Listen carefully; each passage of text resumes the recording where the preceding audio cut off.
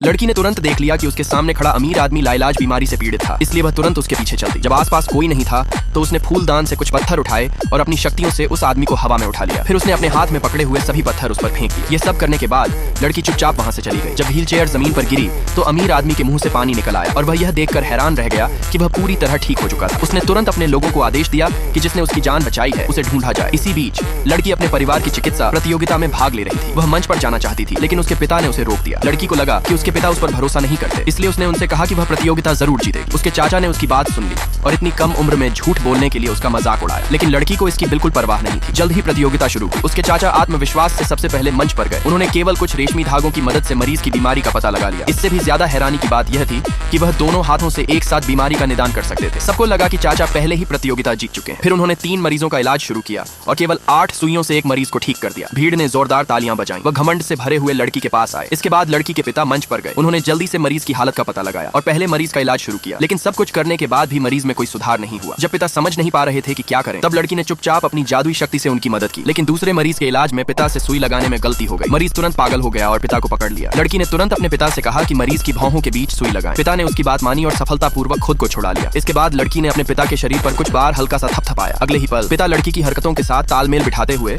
उसके साथ मिलकर मरीज का इलाज करने लगे। मरीज तुरंत सामान्य हो गया। भीड़ पूरी तरह हैरान रह गई, लेकिन लड़की के चाचा फिर भी उसे घर से निकालने पर अड़े रहे। उसी समय वह अमीर आदमी वहां पहुंच गया।